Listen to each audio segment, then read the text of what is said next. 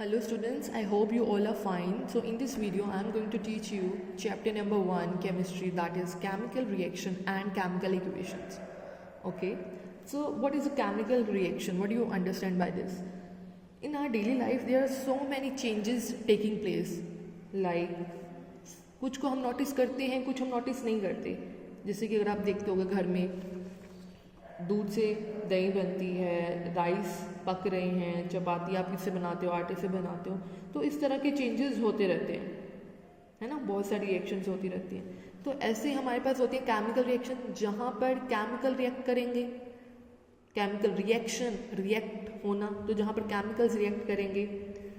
तो chemical reaction होती क्या है, जहाँ पर एक सब्सटेंस या एक से ज़्यादा सब्सटेंसेस जिनकी कॉम्पोजिशन क्या होगी, डिफरेंट होगी, डिफरेंट प्रॉपर्टीज़ होंगी और चेंज हो जाएंगे, that is called chemical reaction.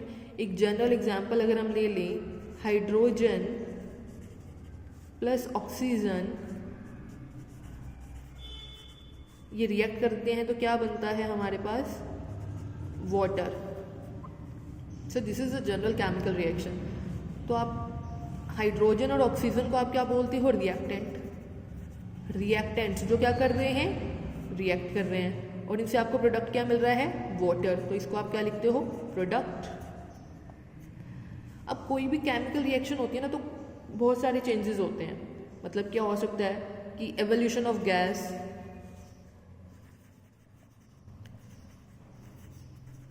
किसी गैस का निकलना, कि वो जो रिएक्शन हुई तो गैस एवोल्यूट हो गई, बाहर निकल गई. चेंज ऑफ कलर, कुछ सब्सटेंसेस को रिएक्ट किया तो बाद में रिएक्ट करने के बाद कलर में चेंज आ गया. थर्ड आ जाता है फॉर्मेशन ऑफ प्रेसिपिटेट. प्रेसिपिटेट क्या होता है, इनसोल्यूबल सब्सटेंस, कि दो सब्सटेंस को रिएक्ट किया तो उनसे क्या हो गया, एक प्रेसिपिटेट बन गए. नेक्स्ट आ जाता है आपके पास एनर्जी चेंज, कि एनर्जी में क्या चेंज हो रहा है. कुछ सब्सटेंसेस को जब आप रिएक्ट करवाते हो, अगर जनरल ले लें, A+B C+D से प्रोडक्ट बना, तो A+B के रिएक्ट करने से C+D तो बना हमारे पास, और क्या रिलीज हो गई, हीट. तो एनर्जी में चेंज आया. कुछ रिएक्शन में क्या होगा, जो हीट होगी वो एब्जॉर्ब होगी. ए हीट एब्जॉर्ब कर रहा है तो C बन रहा है. तो यहाँ पर हीट एब्जॉर्ब हो रही है और इसमें क्या हो रही थी, रिलीज हो रही थी. तो ये हो गया हमारे पास एनर्जी चेंज हो गया. ठीक है. नेक्स्ट आ जाता है, अब हमारे पास ये जो रिएक्शंस हैं, इनको एक वे होता है रिप्रेजेंट करने का, उसी को हम क्या बोलते हैं, केमिकल इक्वेशन बोलते हैं.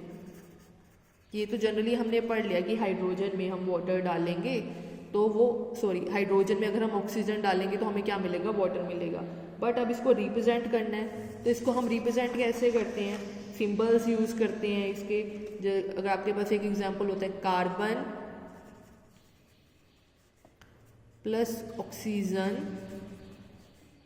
It form carbon dioxide. ये तो आपकी वर्ड इक्वेशन होगी. तो ये काफ़ी ज़्यादा टाइम कंज्यूम करती है, इसको थोड़ा टाइम ज़्यादा चलता है.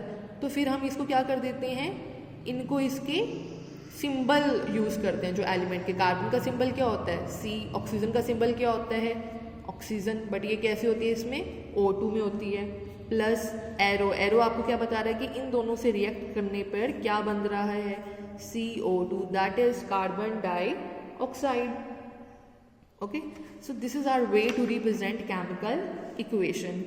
Now there are some symbol, another symbols also use, like अगर आप किसी रिएक्शंस में देखोगे कि वहाँ पर कहीं पर डाउनवर्ड एरो का यूज हो रहा होगा, अपवर्ड एरो का, इस ट्रायंगल जैसे सिंबल का भी. किसी रिएक्शन में small s, small l, G, AQ, that is aqueous, in symbols का यूज किया जाता है. तो ये क्या बताते हैं आपको, लाइक आपके पास एक रिएक्शन है,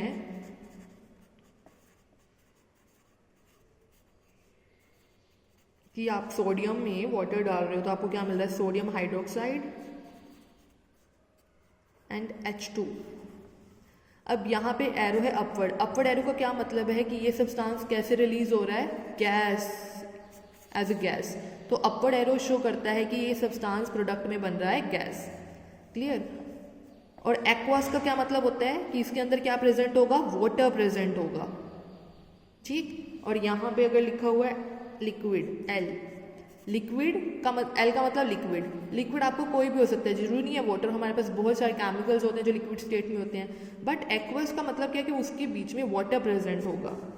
और एस, एस का क्या मतलब है कि जो आपका सोडियम है ये किस स्टेट में आपके पास, सॉलिड स्टेट में है, क्लियर। अब हमारे पास हमने अपवर्ड एरो कर लिया, एक्वस, लिक्विड, सॉलिड और एक गैस का भी हो गया। अब हम एक एग्जांपल लेते हैं जिसमें हमें प्रेसिपिटेट मिलेगा।